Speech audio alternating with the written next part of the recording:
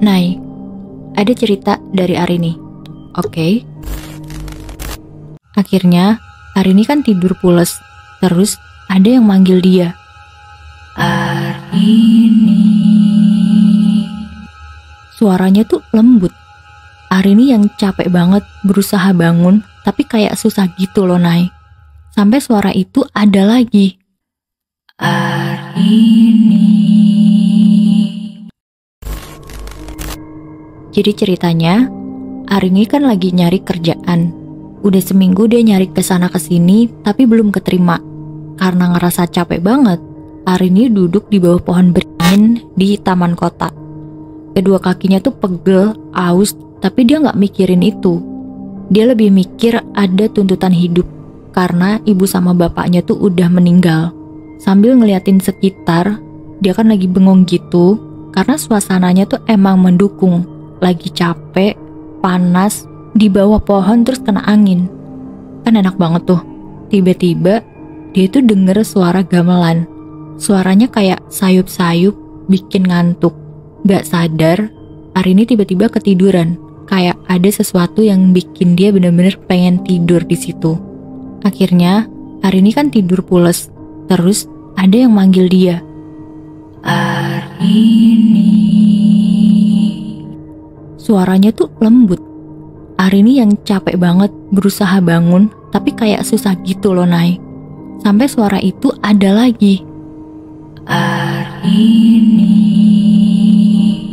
Suaranya halus, kayak keturunan keraton. Karena belum sadar banget, Arini ngeliat ada perempuan duduk di ujung bangku. Rambutnya disanggul, pakaiannya itu kebaya serba hijau. Terus di kepalanya ada mahkota emas. Bisa kebayangkan mirip siapa? Arini yang kaget, nanya kan, kamu siapa? Tapi terbata-bata. Dan suasananya tuh hening banget. Tiba-tiba si perempuan ini senyumnya pudar. Natap Arini yang gimana sih? Dingin, serem gitu. Wajahnya yang anggun, jadi pucet, diiringi sama suara gamelan. Pelan-pelan, sosok ini ngedeketin Arini.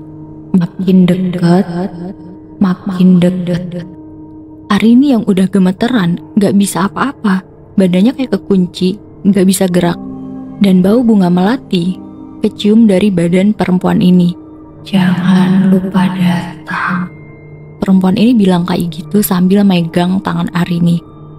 Seketika, Arini ngerasain ada energi mistis. Anehnya, orang-orang di sekitar Arini ya lewat-lewat aja. Arini bisa ngeliat mereka, sedangkan Arini berusaha buat minta tolong. Arini sampai bilang, kenapa? Ini dia kenapa sih? Harus apa? Gimana biar bisa keluar dari yang dia nggak tahu dia itu lagi di mana? Pas Arini teriak, dia langsung sadar. Orang-orang juga pada ngeliat dia tuh aneh. Nah, pas sadar pun perempuan tadi udah nggak ada. Arini mikir kan, ini mimpi atau lagi ngigo aja sih? Pas dia mau pulang, di tangannya ada kertas. Masih kebingungan, dia berusaha baca apa yang ada di kertas itu. Tulisannya, Villa Melati, Jalan Mangunkusumo. Di situ ada alamat lengkap, plus ada tulisan membutuhkan karyawan untuk semua divisi. Padahal ini tuh belum jelas kan pekerjaannya apa, terus dia keterima atau enggak. Tapi dia ngelihat yang di situ ada lowongan kerja udah seneng banget. Dia bersyukur masih ada yang butuh karyawan. Besoknya dia langsung ngelamar ke sana. Dengan semangat, pagi-pagi dia udah rapi buat berangkat. Sambil nunggu bis ke arah Pasuruan, dia bawa kertas yang dia dapat kemarin buat petunjuk alamat lengkapnya itu di mana. Nah, hari itu terminal gak ramai, Nay. 1 jam nunggu akhirnya bisnya datang. Di sini orang-orang kan nggak pada ngobrol. Ada yang lagi tidur, ada yang diem aja, ada yang lagi main HP. Ya pokoknya nggak ngobrol satu sama lain lah. Di situ Arini ngeliat ke spion supir. Arini tuh ngerasa kok ada yang ganjil. Dia ngeliat wanita yang pakai kebaya hijau kemarin kelihatan dari kaca supirnya. Perempuan ini duduk di bangku kosong sebelah Arini yang gak boleh didudukin sebenarnya. Akhirnya Dari sini Arini udah sadar kalau dia itu emang bukan manusia.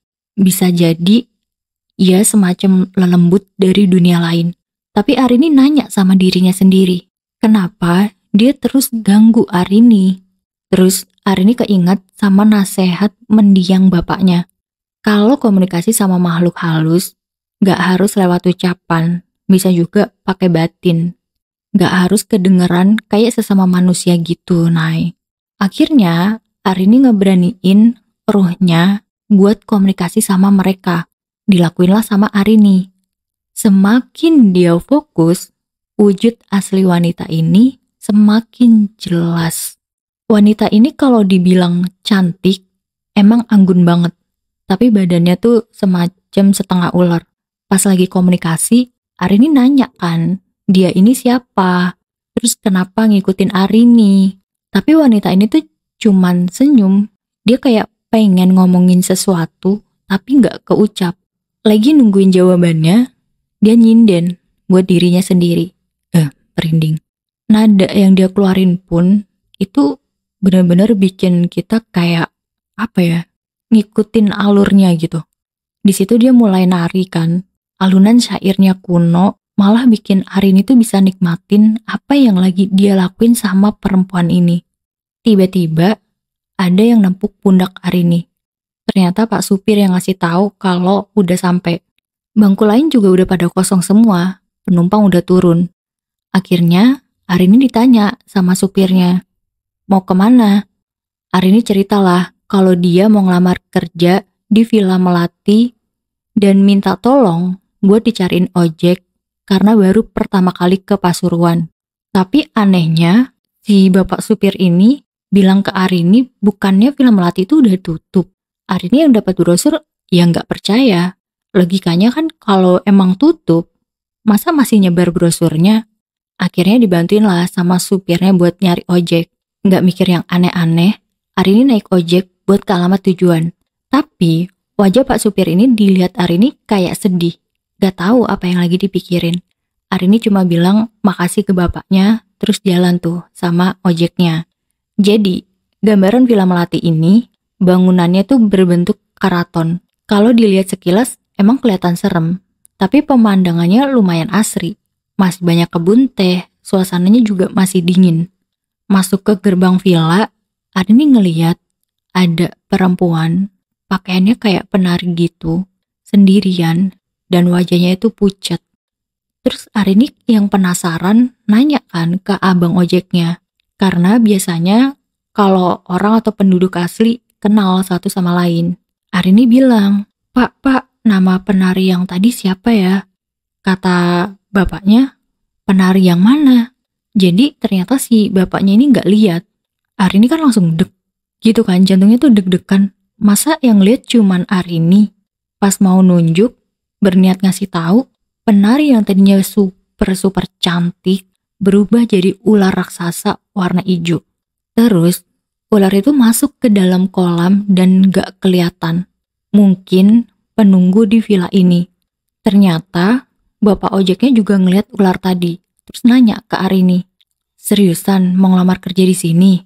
Arini yang ditanya gitu diem, mikir lanjut atau enggak ya. Villa ini kemungkinan nyimpen banyak hal gaib. Sepanjang jalan, Arini terus nanya sama dirinya sendiri, bener gak sih keputusan ini? Atau mending di cancel buat pulang aja?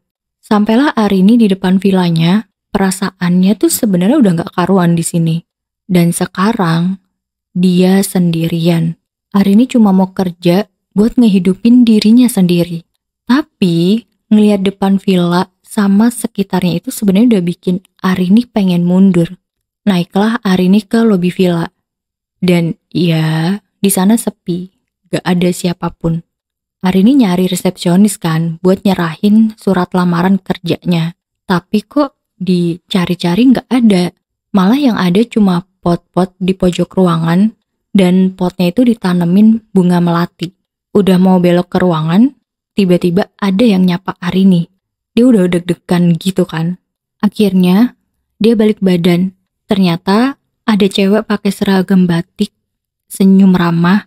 Cewek ini ngeliat ke arah sepatu Arini yang warnanya itu hijau. Terus dia ngomong, iya, kamu diundang buat kerja di sini. Pas Arini mau ngasih surat lamarannya, cewek ini bilang, Nay, gak usah. Udah disuruh langsung ngikutin aja. Arini yang gak tahu apa-apa kan ya udah ikut aja gitu. Sampai mereka tuh berhenti di sebuah ruangan. Si cewek ini ngomong, ini ruangan Doro Putri, pemilik Villa Melati. Dia cuman pesan ke Arini buat ngomong yang sopan dan jangan sembarangan. Akhirnya Arini ditinggal lah karena dia juga mau lanjutin pekerjaannya. Masuklah Arini sendirian. Di situ ada bakaran dupa, bunga melati di ruangan itu. Ada juga lukisan kejawen kuno yang kata orang dulu ada estetika mistis di dalamnya.